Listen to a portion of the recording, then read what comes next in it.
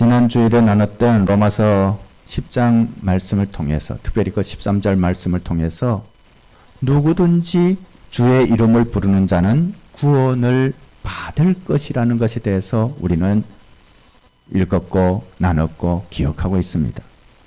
하지만 누구든지 주님의 이름을 부른다는 것이 그냥 마음에도 없는 빈말을 말하는 게 아니라는 것이죠. 그냥 머리에 지식을 가지고 입으로 내뱉는 게 아니라는 것이죠. 우리가 나눴던 말씀에서처럼 마음으로 믿을 때, 마음으로 확신할 때 그 마음속 깊은 곳에서 우리의 심령에서 우러나오는 그 고백을 말한다는 거예요. 그럴 때 우리가 구원을 얻을 수 있다는 거예요. 하나님의 자녀가 된다는 것입니다. 성령님이 우리와 함께 하신다는 거예요. 그런 심령 깊은 곳에서 나오는 고백을 하나님께서 기뻐하신다는 것입니다. 여러분, 믿음이 없이는 주님을 간절하게 부를 수가 없어요. 이 마음에는 하나님을 믿지 않는데, 주님이 없는데 뭐 주여 주여 한다고, 그런다고 우리의 삶이라든가 어떤 계획이 바뀌어지는 게 아니라는 것입니다. 그리고 마음에 주님이 온전히 자리 잡지 않으면 그런 고백을 할 수가 없어요. 오늘 우리가 읽었던 말씀에서 그것을 알 수가 있습니다. 14절 말씀에 그런즉 그들이 믿지 아니하는 일을 어찌 부르리요? 듣지도 못한 일을 어찌 믿으리요? 전파하는 자가 없이 어찌 들으리요? 그러니까 이 마음으로부터 나오는 확신이 없으면 입술로 그런 간절한 고백을 할 수 없다는 것이죠.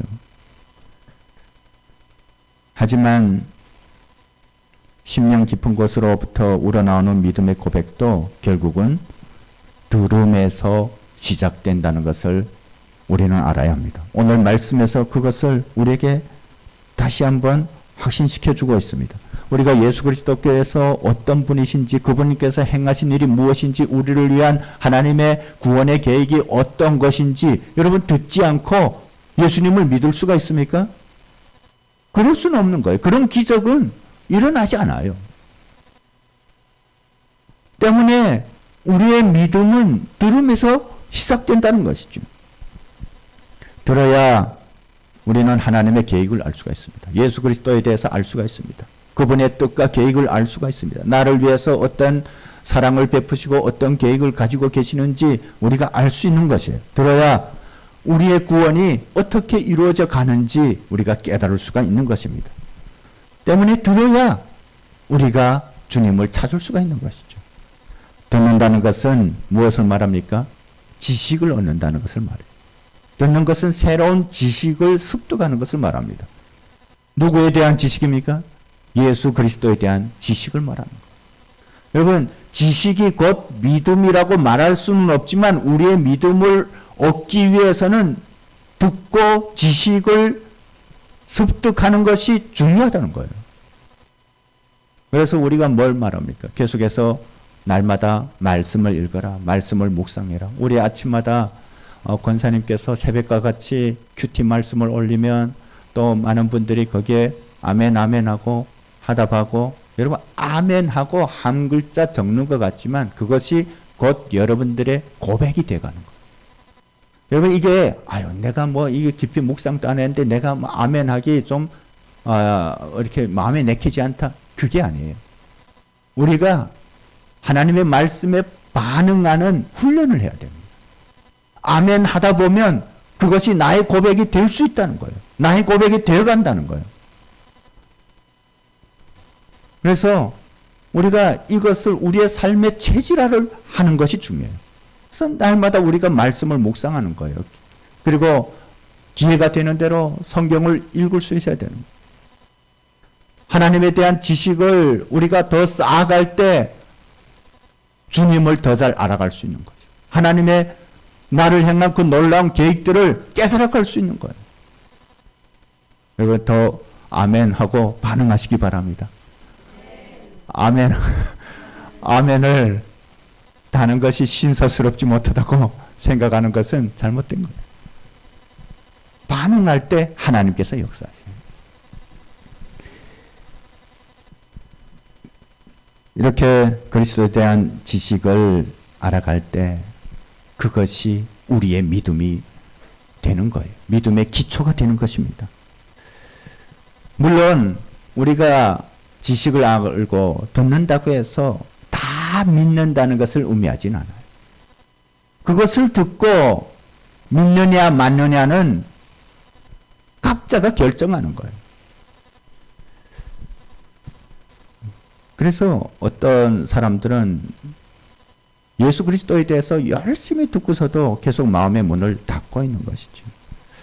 물론 오늘 시대에는 어느 정도의 변화가 있을 수는 있습니다. 여러분, 초대교회 시대에는 이 성경이 정경화되지 못했어요.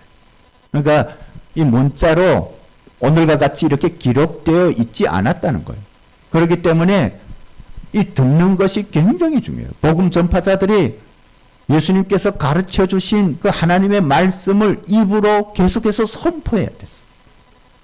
그런데 오늘은 어떻습니까? 이 성경이 정경화되어 가지고 우리가 다 이 하나님의 말씀을 가지고 있어요. 그런데요, 여러분, 오늘날 이렇게 성경이 출판되고 우리가 소지하고 있다고 해서 그냥 스스로 갑자기 내가 성경을 좀 읽고 하나님을 믿어야겠다 하고서 스스로 읽고 깨닫고 예수님을 믿었다는 사람은 별로 보지 못했어요. 물론 어떻게 돼서 이 말씀을 읽을 수 있죠. 그러나 스스로 그것을 깨닫는 데에는 한계가 있다는 거예요. 어떻게 합니까? 이것을 읽었는데 뭔지 모르겠는 거예요. 그러니까 믿는 사람에게 물어보는 거예요. 이게 무슨 말이냐? 그건 뭘 말해요? 들음이 중요하다는 것이죠. 믿음을 세우는데 들음이 중요하다는 것이에요. 아무리 성경이 우리가 가지고 있고 소지하고 있다 할지라도 우리가 들음을 통해서 하나님에 대해서 더 잘 알아갈 수 있다는 것이죠. 여러분, 세상이 바뀔지라도 들음은 하나님의 중요한, 앞으로도 변하지 않을 구원의 방법이라는 것입니다. 그렇다면 누군가가 이 복음을 전해야만 들을 수 있는 것이죠. 그럼 누가 전해야 할까요? 오늘 말씀을 보니까 그들은 다름 아닌 복음 전파자들입니다. 다행이라고 또 생각했어요? 나는 아니구나. 다행이다. 그렇게 생각하셨다면 오산입니다. 왜냐하면 이 자리에 있는 우리 모두가 복음 전파자로 부름받았다는 것이에요. 성경에서 말씀하고 있는 복음 전파자는 크게 두 부류로 나눌 수가 있습니다. 한 부류는 전문적으로 그런 복음 전파의 직분을 가지고 복음을 가르치는 사람들입니다. 초대교회 시대에는 베드로와 요한과 사도 바울과 같은 그런 사도들이 그런 부름을 받았어요. 그리고 또 고린도서에서 나오는 것처럼 교사 직분을 가진 사람들이 그런 부름을 받았어요. 오늘날에는 어떤 사람들이겠습니까? 목회자들과 선교사님들과 또 여러 가지 전문적으로 복음을 전하는 직분을 가진 사람들이 있어요. 그럼 이런 사람들만 복음 전파자의 사명을 가지고 있냐? 그것이 아니에요. 오늘 말씀에서 말하고 있는 전파하는 자는 누구를 말하냐면 모두를 말하는 거예요. 예수 그리스도를 믿고 구원받은 하나님의 자녀가 된 우리 모두를 지칭하는 것이에요. 여러분, 우리에게 주어진 하나님의 사명이 있습니다. 내가 예수님을 믿었는데 나에게 주어진 사명이 뭐지 하고 지금까지 여러분 그것을 깨닫지 못하고 기도한다면 진짜 하나님도 마음에 힘들어 하실 수 있어요. 여러분, 우리에게 주어진 변할 수 없는 사명이 있다는 거예요. 물론 교회에 나오신 지 얼마 안 된 분들을 제가 말씀드리는 것은 아니에요. 우리가 예수님을 믿고 교회에 오랫동안 다녔으면서도 하나님 나에게 사명을 주십시오. 나에게 어떤 사명이 있습니까? 라고 기도한다면 곤란하다는 거예요. 왜냐하면 우리에게 주어진 변하지 않는 하나님의 가장 크고 중요한 사명이 있어요. 그게 뭡니까? 복음 전파자의 사명. 성경을 보면 예수님께서 부활하시고 승천하시기 전에 우리 모두에게 그것을 명령하셨습니다. 오직 성령이 너희에게 임하시면 너희가 권능을 받고 예루살렘과 온 유대와 사마리아와 땅끝까지 이르러 내 증인이 되리라. 너희는 가서 모든 민족을 제자로 삼고 아버지와 아들과 성령의 이름으로 세례를 베풀고 내가 너희에게 분부한 모든 것을 가르쳐 지키게 하라. 여러분, 이것은 어떤 특별한 몇 사람에게 주신 하나님의 사명이 아니에요. 예수 그리스도를 믿고 거듭난 우리 모두에게 주어진 사명이라는 것이에요. 때문에 구원받은 하나님의 백성들은 때를 얻든지 못 얻든지 복음을 전해야 될 사명이 있습니다. 우리는 그것을 위해서 이 땅에서 부름을 받았다는 것입니다. 그런데 여러분, 우리를 보내신 분이 계세요. 우리를 부르시고 세우신 분이 계세요. 그분이 누구십니까? 다름 아닌 하나님이십니다. 우리의 주님이세요. 오늘 본문 15절 말씀에 그것을 우리에게 확증하고 있습니다. 우리를 보내신 분은 주님이시라고 말씀하고 있는 것이에요. 하나님께서 우리를 부르실 때 우리로 하여금 예수 그리스도의 대리자로 부르셨다는 거예요. 여러분, 각 나라마다 우리와 외교 관계를 맺은 나라들에 뭐가 있습니까? 대사관이 있어요. 대사관은 어떤 역할을 합니까? 그 나라에 우리 대한민국 대사관이 만들어졌다면 대한민국을 대표하는 거예요. 우리가 예수 그리스도의 대리자로 부름받았다는 것은 예수 그리스도를 대변한다는 거예요. 대표한다는 거예요. 여러분, 우리에게 맡겨진 사명이 엄청난 것이에요. 우리가 예수 그리스도를 대리해서 하나님의 그 놀라운 구원과 계획에 관한 것, 예수 그리스도의 그 놀라운 은혜에 관한 것들을 세상 가운데 알려야 될 사명이 있다는 거예요. 여러분, 우리에게 하나님께서는 그런 막중한 사명을 주셨습니다. 우리의 사명이 그렇게 놀라운 거예요. 갑자기 어깨가 무거워지는 느낌을 받으십니까? 당연히 무거워져야 돼요. 그냥 예수님을 믿는다고 주일에 한번 교회에 반짝 나왔다가 가고 이렇게 하면 안 된다는 거예요. 우리가 날마다 말씀을 묵상하고 기도해야 되지만 또한 우리는 계속해서 복음을 전할 준비가 되어 있어야 된다는 거예요. 그런데 우리 마음 가운데 두려움이 있는 겁니다. 여러분, 솔직히 두렵지 않습니까? 지금 같은 세상에서 기독교에 대해서 안 좋은 시선으로 바라보고 외면하고 손가락질하는 그런 시대에 복음을 전하는 것은 두려운 일이에요. 또 우리에게 그런 두려움이 있습니다. 내가 이렇게 기도하고 저 사람에게 복음을 전했는데 정말 냉랭하게 단칼에 거절하면 어떻게 하지? 내가 정말 기도하며 그렇게 준비하고 때를 얻어서 전했는데 그냥 매몰차게 거절당하는 거예요. 그러면 우리 마음이 어렵겠죠. 어찌 보면 그것 때문에 마음이 슬퍼지고 상처를 입을 수도 있어요. 근데 우리가 하나님의 구원의 계획에 대해서 잘 알지 못해서 오는 겁니다. 여러분, 우리는 단지 전할 사명만 있어요. 그 영혼을 바꾸시는 분은 하나님이세요. 우리가 로마서 말씀을 통해서 나눴지만 우리 모두는 하나님으로부터 선택함을 받았어요. 이 자리에 여러분들이 계신다는 것은 우리 주님으로부터 선택받았다는 거예요. 하나님은 지구상에 있는 70억의 사람들을 하나와 같이 선택했다고 말씀하지 않습니다. 우리는 누가 하나님의 선택을 받았는지 알지 못해요. 때문에 우리는 그것을 판단하고 우리가 어떤 기준으로 잡아서 말하는 것이 아니라 그냥 우리에게는 하나님의 복음을 전해야 될 의무만 있다는 것입니다. 여러분 그렇다고 해서 한번 그냥 넌지시 던져보고 거절한다고 해서 이 사람은 선택함을 받지 못했구나 하고 우리가 판단하라는 말이 아니에요. 어떤 사람에게는 10번, 100번 전해야 될 수가 있어요. 어떤 사람은 한 번 전했는데 예수님을 믿는 경우도 있습니다.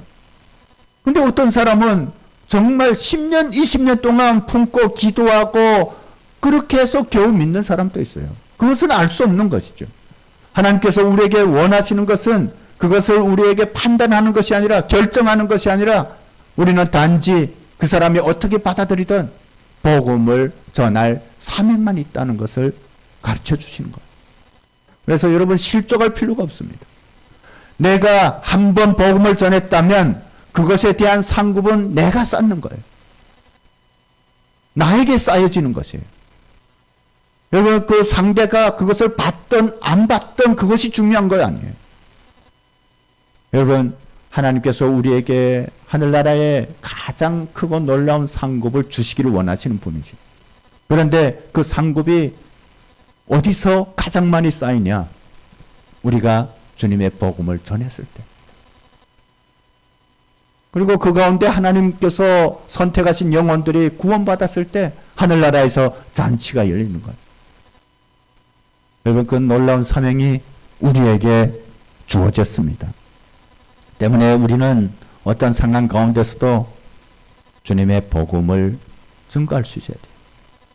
그것 때문에 두려워할 필요가 없습니다. 오늘 본문에서도 고백하지 않습니까? 오늘 우리가 읽었던 16절 말씀에 뭐라고 합니까? 그러나 그들이 다 복음을 순종하지 아니하였도다. 이사야가 이르되 주여 우리가 전한 것을 누가 믿었나이까 하였으니. 여러분 그 놀라운 위대한 하나님의 사람인 이사야 선지자가 전한 복음마저도 사람들이 거절했다는 거예요. 18절에 그렇게 말하고 있죠. 그러나 내가 말하노니 그들이 듣지 아니하였느냐. 그렇지 아니하니 그 소리가 온 땅에 퍼졌고 그 말씀이 땅끝까지 이르렀도다 하였느냐. 말하자면 그들이 듣지 못해서 하나님을 믿지 않은 것이 아니라는 거예요. 그들이 비록 들었지만 그 마음에 하나님을 향한 그 사랑과 어떤 갈망이 없기 때문에 마음 문을 닫고 있다는 것이죠. 아니면 그들이 아직 때가 되지 않아서 그럴 수도 있습니다. 그러나 그 가운데 여전히 하나님께서 선택하신 사람들도 있다는 것을 우리는 알아야 합니다. 우리도 이 땅에서 복음을 전하면서 그런 상황을 수시로 맞게 해요. 제가 얼마 전에 어떤 자리에서 우리 북에서 오신 분에게 교회 나가세요 하고 물어보니까 안 나가요 하더라고요. 그래서 교회 나오세요. 교회 나오셔서 예수님을 믿고 구원 받으세요. 그러니까 그분이 하는 말이 그런 거예요. 내가 북한에서 그 조직 생활 그게 너무 진리했는데 그게 너무 싫어서 여기 왔는데 내가 또 교회 나가서 그런 조직에 얽매여서 그렇게 힘들 필요가 있냐고 이렇게 얘기하는 거예요. 그건 교회를 예수님을 믿는 것을 몰라서 하는 말입니다. 그렇게 강제로 얽어매고 그런 것이 아닙니다. 그 가운데 하나님의 생명이기 때문에 예수님을 믿으면 어떤 이렇게 틀에 매여서 불편한 것이 아니라 마음의 평안이 와요. 기쁨이 와요. 즐거움이 있습니다. 그렇게 얘기했는데 들으려고 하지 않더라고요. 나는 교회가 이렇게 원치 않는다고. 그렇다고 해서 우리가 거절한다고 해서 그분을 다시 만났을 때 저 사람은 안 돼. 패스. 이렇게 하면 안 된다는 거죠. 우리는 기회를 얻든지 못 얻든지 하나님의 말씀을 전해야 될 사명이 있습니다. 오늘 본문 말씀에 있는 것처럼 믿음은 들음에서 나며 들음은 그리스도의 말씀으로 말미암는다고 말씀하고 있어요. 여러분 우리가 전해야 될 것이 무엇이겠습니까? 바로 복음입니다. 여러분 복음이 무엇입니까? 이 복음은 하나님의 말씀, 그리스도의 말씀이에요. 우리가 전한다는 것은 자기 말을 하는 것이 아니에요. 성경에서 우리에게 말씀하신 하나님의 그 말씀을 그대로 떼어나는 것을 말합니다. 내가 그것을 해석하고 또 이렇게 또 살을 덧붙이고 또 빼고 이것을 말하는 거야 아니에요. 이 말씀을 하면 이 사람이 좀 불편해할 수 있겠구나 해서 이건 빼고 저건 빼고 그리고 이런 말을 좀 덧붙이면 이 사람이 좀 기가 솔깃하지 않을까 하고 자기 말을 만들고 여러분 이것이 아니에요. 오늘 말씀에 나온 복음 전파라는 것은 하나님의 말씀을 우리가 대언자가 되어서 그대로 전하는 것을 말합니다. 여러분 그 사람이 변화되고 또 구원을 받고 하는 것은 우리가 복음을 전했을 때 하나님께서 역사하시는 거예요. 하나님의 몫인 거죠. 믿을 것 같지 않은 사람이 우리의 투박하게 전하는 그 복음 전파를 통해서 예수 그리스도를 믿고 변화될 수도 있습니다. 여러분 아무리 성산 요수와 같이 그런 말로 구수하게 전할지라도 여러분 그것이 전달되지 않을 수가 있어요. 왜냐하면 우리가 그리스도의 말씀을 대언할 때 역사하시는 분은 하나님이시기 때문에 우리의 말이 아닌 우리가 진리의 말씀 살아계신 하나님의 생명의 말씀을 전해야 하는 것입니다. 여러분 전하기 위해서 어떻게 해야 됩니까? 우리가 먼저 말씀 가운데 거해야 되는 것이죠. 때문에 날마다 말씀을 묵상하고 하나님의 뜻을 깨닫고 그것을 또한 다른 영혼들에게 나눌 수 있어야 되는 거예요. 우리에게는 그런 사명이 있습니다. 하나님께서 그 일을 위해서 이 땅에 우리를 두셨다는 것이에요. 여러분 그러한 사명을 감당한다면 하나님의 은혜가 임합니다. 하나님의 놀라운 축복들이 우리의 삶에 채워진다는 거예요. 여러분 복음을 전하면서 슬픈 사람을 봤어요? 복음을 전하면서 어떤 우울해 있는 사람 봤어요? 여러분 우리가 하나님의 이 생명의 복음을 전한다는 것은 우리의 영혼이 살아있다는 것을 말합니다. 우리의 영혼이 새롭게 되었다는 것을 말해요. 하나님께서 우리와 함께 하신다는 것을 말해요. 우리의 영혼 가운데 하나님의 영이 임하고 하나님의 능력이 함께 한다는 것을 말합니다. 우리 교회가 이런 영적인 모멘트 가운데 있어요. 하나님께서 우리에게 새 성전을 예비해 주시고 또 인도해 주시는데 저는 이 시간들을 통해서 하나님께서 너무 놀랍게 역사하시는 것들을 저도 굉장히 놀라요. 물론 여러분들께서 기도하셨기 때문에 하나님께서 들으셨다고 저는 확신합니다. 그런데 그건 뭘 말합니까? 하나님께서 우리 교회를 통해서 이루실 계획이 있다는 거예요. 하나님께서 우리 교회를 새롭게 하시기를 원하신다는 거예요. 그런데 가장 큰 것이 무엇이겠습니까? 우리가 복음을 전하는 것입니다. 전도하는 것이에요.